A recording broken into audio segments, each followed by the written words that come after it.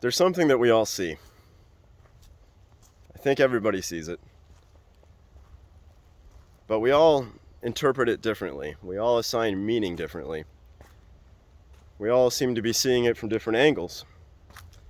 And those angles that you see it from encourage you to either fight against it or fight for it, or imagine you're fighting for it or against it.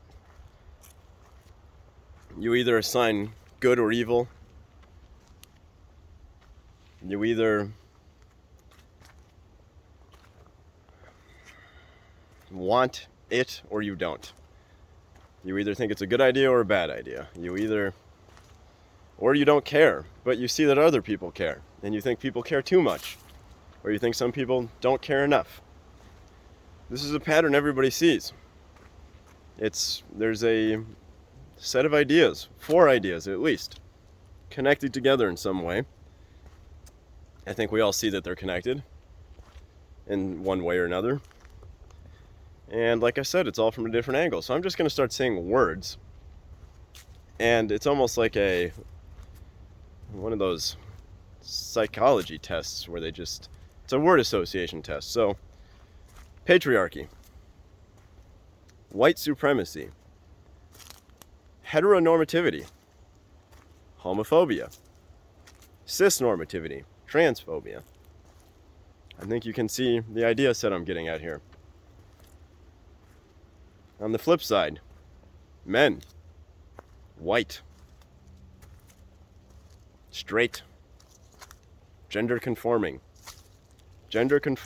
straight, white men. I've made no value judgments here. I'm just saying a category of people. Straight white men,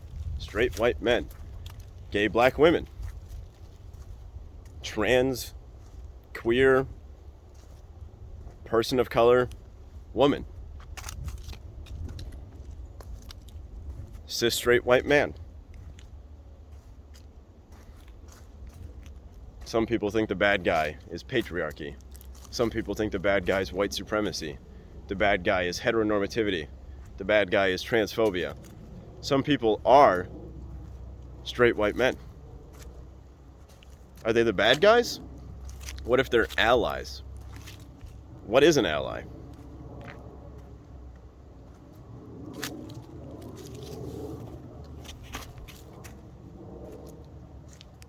What are we doing battle against? What is we?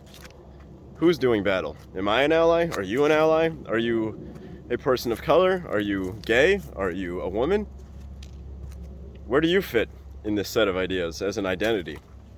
Where do you fit in terms of what you want in relation to this set of ideas? Do you want to end the patriarchy? Do you want to end white supremacy? Do you want to end homophobia and transphobia? What does that mean?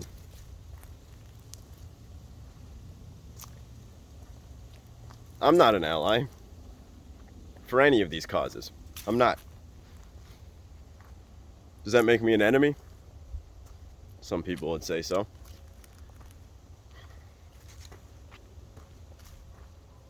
I think the patriarchy is real and it's great. I think white supremacists exist, but it's not my responsibility to do anything about that. I don't identify as a white supremacist, and nothing you can say will convince me otherwise.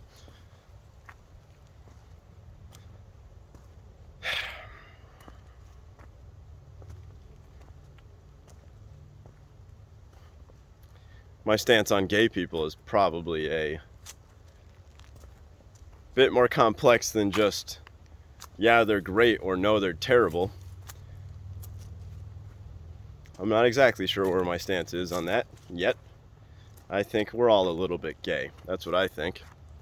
I don't think there's really such thing as a straight person or a gay person, honestly. I think everybody's bisexual to some degree, but I also think when I say the word bisexual, it falls onto ears that don't agree with my definition of that word. Similar to how my definition of patriarchy probably isn't the same as yours, whoever's listening. I've realized the word patriarchy has 50 different meanings to 50 different people. Same as the word racism. So I'm not going to be an ally with somebody if I don't have the same words that they have, if I'm not using the words the same way. But this stack of ideas is having an influence on our culture. A lot of people are talking about the different elements of this stack from one side or the other. A lot of people are making things up about people fighting for or against it. There may be fewer people fighting for it than you think. There may be fewer people fighting against it than you think. I think a lot of the times the storylines create imagined enemies. There really aren't that many patriarchal white supremacists out there, are there? How many do you think there are? There really aren't that many people fighting for the stack, are there? How many cultural Marxists are there really? How many? Do they exist? Yeah. There's definitely cultural Marxists out there. There are definitely white supremacists out there. They are definitely enemies of one another. Am I going to help either side win? Nope. Nope. There was no point to this video. I just wanted to talk about this set of ideas here. I just think it's a pattern that everybody is seeing. Everybody is seeing that the straight white men are the bad guys in some storyline. Everybody is seeing that the gay black women are somehow sitting in a special position. The people of color somehow are in a special position. The LGBT people are somehow in a special position. I think none of these people are special. I think humans are humans. If you're gay, big deal. So what? Shut up. Stop doing pride. Pride is over. Pride's done for. Give the rainbow back. Check it back in. Rainbow belongs to everybody. That's what I think. Trans people, I think you all are buying into some narratives that are probably not true, but do what you want to do. Call yourself whatever you want to call yourself. Just don't stop me from talking. You know, say whatever you want. It's fine. I'm going to say whatever I want too. We can coexist. I see no reason why coexistence cannot occur. But I'm not going to perform allyship. And I believe the straight white men that you see who claim to be allies or speak as if they're allies are performative. I believe all allyship is performative. It's all a social game, in my opinion. It's all just political maneuvering. This movement towards some sort of better world is usually a narrative used as a guise. It's usually a story told as a guise for nefarious purposes that I think even the individuals are unaware of. I think ideologies possess people. I think ideas control groups rather than the other way around, and I think ideas gain power. Ideas change and evolve over time to become better at taking power. One of these ideas is related to this stack of ideas here. Go look up cultural Marxism on Wikipedia. It'll tell you that it is a white supremacist, anti-Semitic conspiracy theory. A far-right, anti-Semitic white supremacist theory. And yet, you know about the straight white men idea. You know about the gay black woman idea. We all know that there's something going on with having... I mean, what is identity politics? What is that? What is identity politics? What does that mean, identity, right? What identities are we talking about? We're talking about whether people like cars or not? Talking about whether people enjoy football or basketball or soccer? No, those aren't the identities we're talking about with identity politics, not at all. We're talking about what gender you are, what what race you are, and what orientation you have, and what your gender identity is. That's identity politics. These four things, sometimes there's more than four, but it's usually these four things: your gender, your race, and your orientation. These are the identities around which the politics is done. These are the identities that cultural Marxists use to gain power. Look up the definition of Marxism. Marxism is a lens through which to see the world. That's what it is. Karl Marx wrote a book that summarized a set of ideas that really is a perspective through which to analyze history. It is a socioeconomic lens through which to analyze historical circumstances, usually in a material way. So you're going to look at groups of people, figure out which one has more materials or resources or something like that, and you're going to say, okay, what's the difference between these two groups? And you're going to say, that's the good guys, that's the bad guys. What does a cultural Marxist do? The same thing, but they use identities such as race and gender and orientation. So who has all the money? The white people. Who doesn't? The black people. What should be done? Revolution. Same ways. I mean, if I say that I believe these things, I've now outed myself as a cultural Marxist. I mean, as a person who believes that cultural Marxists exist, even though they definitely exist. But if you look up the Wikipedia definition of cultural Marxism, it says it's a far-right anti-Semitic conspiracy theory. I'm 1/8 Jewish. Can I be anti-Semitic? Do I hate Jews? I don't think so. Some of my favorite people are Jewish. Some of my favorite people are black. Some of my favorite people are women. Some of my favorite people are gay. One of my favorite people is a gay black dude.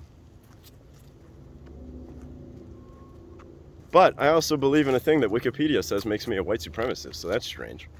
Is Wikipedia lying to me? That's never happened. That's never happened. Anyway, this pattern exists. It's weird, right? It's weird. It's strange, because we all know it exists. We all know that the patriarchy and the white supremacists, the white men, right? We've all seen it 1,000 times over. Whether or not you think white men are the bad guys or not, you know that there are people that do think white men are the bad guys. You really do.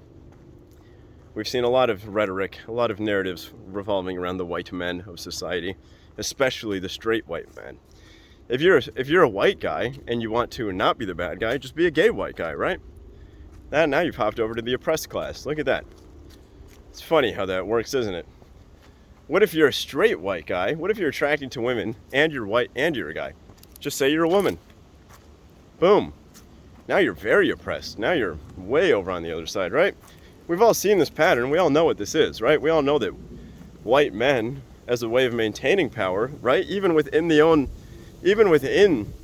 narrative spoken by these people, there are white men who are moving out of white man status by identifying as gay. Like, there's a lot of, when we talk about identity politics and the rise to power of identity politics, we're talking about a set of ideas here. And we all see the set of ideas, but we all interpret it differently and assign meaning differently. Some people think it's a good thing, some people think it's a bad thing. Some people see it as progress in some direction or another. Some people see that progress. Like, I used to think the progress was a good thing. I used to identify as a feminist. I used to say I was an ally for racial causes. I used to be very on board with LGBT, very on board with pride and all that stuff. I used to be a couple of years ago. And then I realized that what I thought was compassion was something else. It's not compassion. I think individuals feel compassion. I don't think ideologies feel compassion. I think these ideologies are taking power. The Vice President of the United States has she, her in her Twitter bio. What does that mean? The Vice President of the United States has her pronouns in her Twitter bio. The Vice President. None of us are confused about the gender identity of Kamala Harris. None of us are. And yet she put her pronouns in the bio, which is indicating support for something. She's indicating support for something. Is she being an ally, or is she being a performative ally? I believe she's engaging in performative allyship for an ideology. An ideology that I would call, some people call it progressivism, some people call it progress, social progress. Some people might say it's positive identity politics and something like that. But I don't necessarily see it that way, and I know a lot of others don't. I know a lot of people see this as a very dangerous set of ideas. A lot of people associate this with Marxism and other dangerous ideas. Some people associate it with Marxism and think it's a good thing. I don't have a point for this video. I just wanted to talk about this set of ideas, really. I just wanted to throw it out there, just put it into space. You know, make it real by talking about it. It's there. They're all connected. We all know that patriarchy and white supremacy are connected in this set of ideas. They're not. I mean, you'd think they'd be distinct, right? Conceptually, they're distinct. There should be no connection between patriarchy and white supremacy. And yet, if you talk to somebody who wants to dismantle patriarchy, you're probably also talking to somebody who wants to dismantle white supremacy. They're connected. If you talk to somebody who's very supportive of LGBT, you're likely talking to somebody who's anti-racist, who is also a feminist. If you're talking to somebody who has their pronouns in their Twitter bio, you're probably talking to somebody that supports BLM in Twitter and Instagram and all that stuff. They're all connected. The people who believe this stuff believe this stuff. The people who fight against this stuff fight against all this stuff. There's not a whole lot of people who believe only half the stuff, right? And these people behave a certain way. And my phone's at 5% power, so I'm just gonna finish this off by making one observation is, if somebody has their pronouns in their Twitter bio, they also seem like they're more likely to be very intense about COVID. The first people to wear masks indoors and outdoors, the first people to get vaccinated, the people who are very pro-vaccine are also very pro-trans rights for some reason. There's an association between these ideas. There's a pattern here. People who support lockdowns and mandates also support a lot of these identity politics causes. It's very strange. But also people who fight against people who don't want to get vaccinated also somehow are not allies for feminists. There's a connection between this. It's what are the connections? I don't really know. You can call it cultural Marxism, you can call it identity politics, you can call it progressive ideologies, you can just call it leftism or liberalism. There's a lot of different names, different ways to articulate a name for it, to label it. And, well, I'm going to end it on that. Today is December 28th, 2021. Happy Tuesday. Bye.